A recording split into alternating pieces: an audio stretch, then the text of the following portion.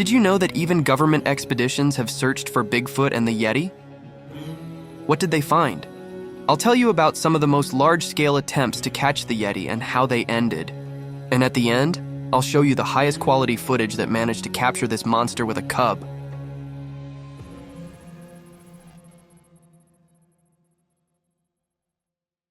Did you know that the Discovery Channel even launched its own project to catch Bigfoot? The title is iconic: Finding Bigfoot. 4 researchers set out to find the mythical creature, the Yeti or Bigfoot, rumored to be hiding in the vast forests of North America. Over many episodes, the team encounters mysteries and clues that could shed light on the existence of this elusive creature. Although none of the investigations provided conclusive evidence, the show became a fan favorite and received high ratings, becoming one of the top shows on Animal Planet. It began on May 29, 2011, and the 100th episode aired on May 27, 2018, with a special episode released in 2021. Yes, there really were 101 episodes. 101!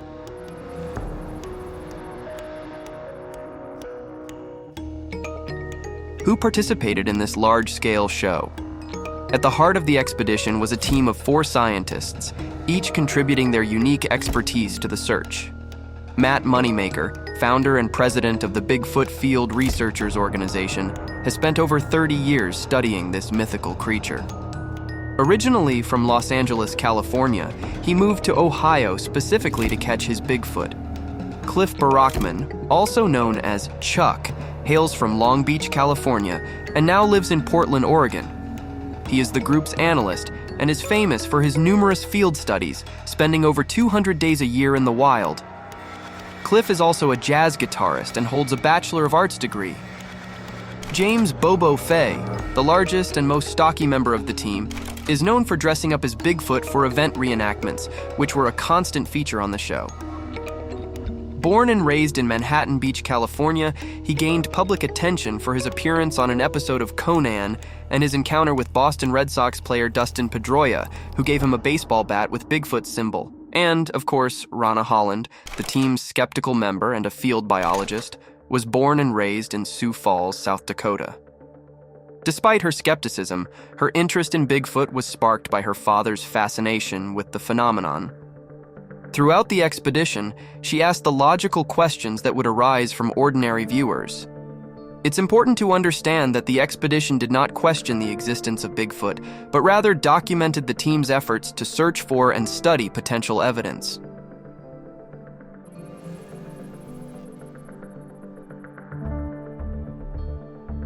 How was the expedition structured? Each episode of Finding Bigfoot begins with an exciting moment when the team heads to a location where Bigfoot traces have been reported, be it photos, videos, or audio recordings, as well as eyewitness accounts. The researchers not only meet the person who collected the evidence, but also recreate the events in detail, using the same techniques as the witness to compare the size and scale of what was seen. Special costumes are often used to reenact events. From the 2nd season onward, one member stays at the site for solo nighttime investigations for several nights. Meanwhile, the rest of the team hosts a town hall meeting, inviting locals to share their own stories of encounters with Bigfoot. In states with high activity such as Washington, these meetings can be by invitation only. While listening to witness stories, the researchers mark the sightings on a map, helping them identify possible patterns and Bigfoot's movement routes. They then visit the 3 most well-known locations, usually close to one another. For the final nighttime investigation, the team develops a unique plan, which might include the use of sounds, lights, boats on lakes, or silent electric ATVs, as well as mimicking sounds believed to be Bigfoot communication signals, like tree knocks or howls. Using night vision technology and infrared cameras, the team tries to capture any unusual events. The team's conclusions and any potential evidence, such as camera footage or DNA analysis results, are presented at the end of each episode or after the credits. Sounds serious, but what was actually found over the course of 100 episodes?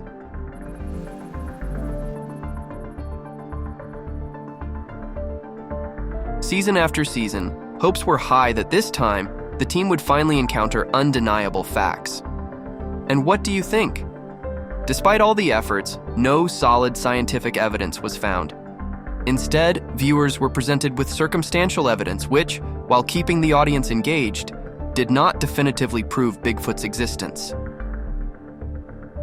The most common findings were strange tracks on the ground, large footprints up to 12 inches long found from the dense forests of the U.S. Pacific Northwest to the mountain regions of the Himalayas. But each time the question arose, were these fakes or the tracks of other animals? Expert opinions failed to bring clarity. Audio recordings that the team referred to as Bigfoot screams also raised many questions. Recorded at night, these sounds did seem unusual, but they could have belonged to other animals, like coyotes or owls, making them unconvincing as evidence. Indistinct silhouettes caught on night vision cameras were occasionally presented as potential proof of Bigfoot's presence. However, these images were always too blurry to make any definitive conclusions. One particularly intriguing episode involved the discovery of hair on tree branches. Speculation that it might belong to Bigfoot was quickly debunked after analysis revealed it to be the fur of a common bear. Eyewitness accounts from around the world of encounters with creatures resembling large apes walking on two legs also kept interest in the show alive.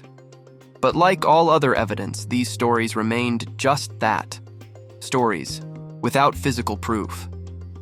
So, despite the best efforts of the Discovery team, no final proof of Bigfoot's existence was ever presented.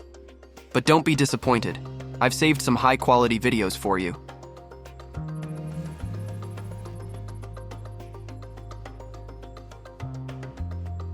For example, in Western Canada, wildlife surveillance cameras captured something unusual, a massive creature resembling the mythical Yeti. This was the second such sighting in 2020 and one of dozens in recent years reporting possible Bigfoot sightings in the region. The video shows a strange, hairy creature about 10 feet tall and over 3.5 feet wide, slowly moving behind a tree, shifting its weight from foot to foot. Interestingly, the creature's body shape more closely resembles the head and shoulders of a gorilla rather than a bear, which could suggest the presence of Bigfoot. This theory is supported by an earlier incident recorded on the same camera. Two deer suddenly ran away as if frightened by the sudden appearance of a large predator. And yes, the video was analyzed, with no signs of editing or forgery detected.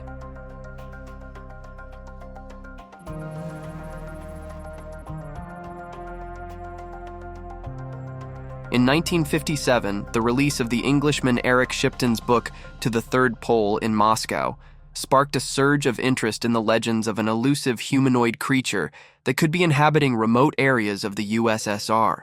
Stories about the possible presence of a snowman in the country's remote corners captured not only public imagination, but also the attention of the highest ranks of power. Can you imagine? The USSR Academy of Sciences couldn't ignore these rumors, and by January 1957, at a meeting of the Academy's Presidium, the topic of the snowman was the only item on the agenda. Among the participants in the discussion were prominent scientists, such as the theoretical physicist Igor Tamm and anthropologist Mikhail Nestork. The main report was presented by Boris Porshnev, who put forth the hypothesis that the Yeti might inhabit the mountainous regions of the Pamirs. Based on this report, a decision was made to organize an expedition, which was granted an official license and all necessary resources for research. In areas where the Yeti was believed to exist, a temporary ban was placed on other travelers to allow the scientists to work undisturbed by outside groups. The expedition was led by the famous scientist Obruchev, with Porshnev and other prominent scholars of the time serving as his deputies. The commission included dozens of members, from anthropologists to mountaineers, making this one of the largest scientific missions. For final approval to conduct the expedition, a memo was sent to the Central Committee of the Communist Party of the Soviet Union, where the matter was quickly greenlit. Soviet science took an active role in such investigations, emphasizing the importance not only of scientific inquiry but also of ideological aspects. If the Yeti were indeed found, it would become a symbol of Soviet achievement and power.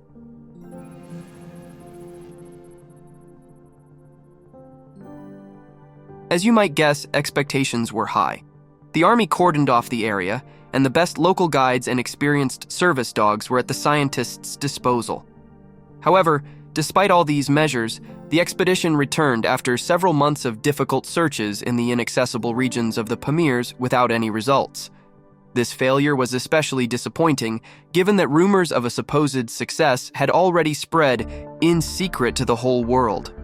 Shortly after the return, the commission was disbanded, and interest in Yeti searches within official science waned, especially after Nikita Khrushchev, who was skeptical of such research, came to power. Do you think that's the end?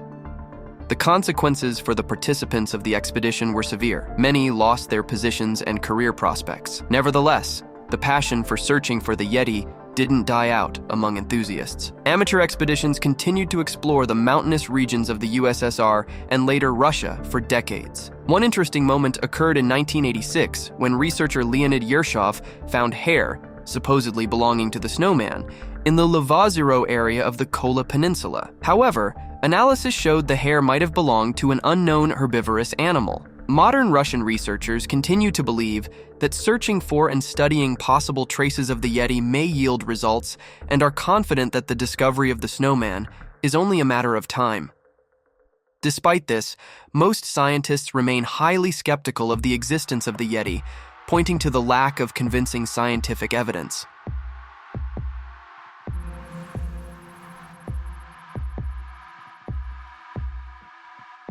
Things changed in 2003, though, when mountaineer Sergei Semyonov discovered a hairy foot while descending from Mount Korkurek, which resembled a human foot but was covered in thick fur.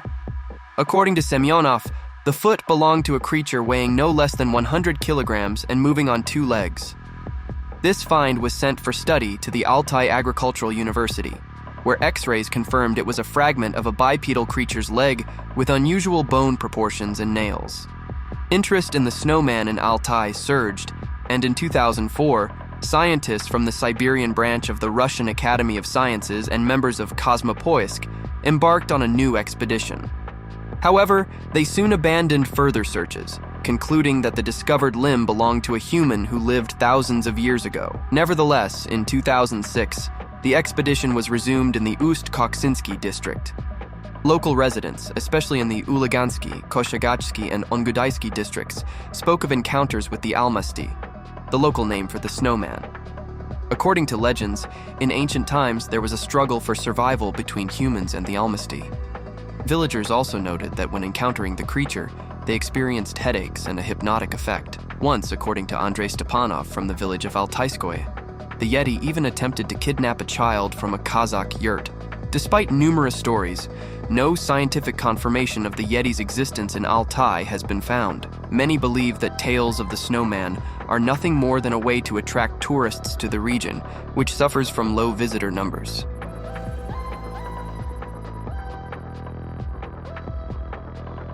But so you don't get too disappointed, let me show you the most famous footage of the snowman and tell you its story.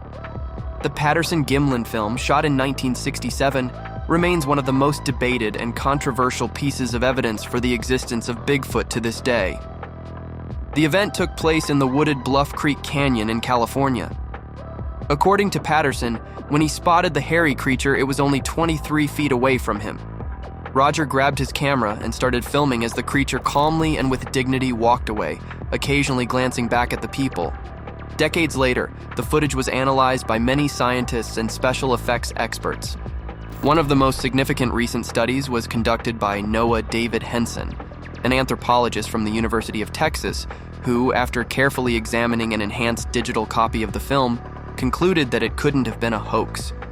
In his opinion, the details of the creature's movement and anatomy don't match the capabilities of costumes from that time, highlighting the video's uniqueness and possible authenticity.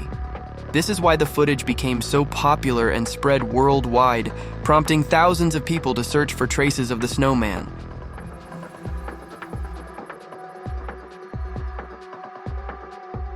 And finally, the footage I promised at the very beginning.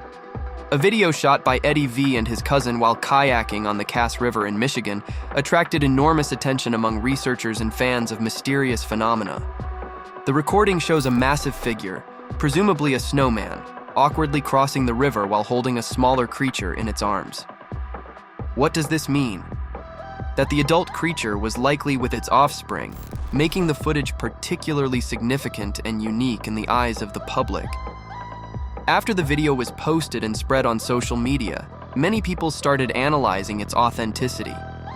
Experts from the Rocky Mountain Sasquatch organization conducted a thorough analysis, trying to find signs of editing or other evidence of fakery, but no traces of falsification were found.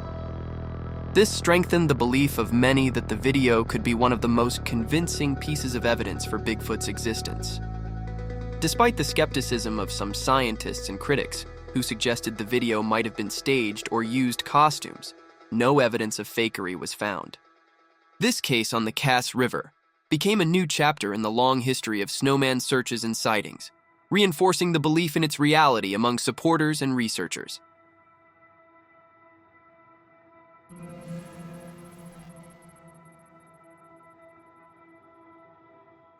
What do you think? Does the Yeti really exist? Share your thoughts in the comments. And yes, if you love interesting stories, can write scripts, edit, or narrate videos, head over to the Telegram bot via the link in the description. I'd love to collaborate. Thanks for watching, friends.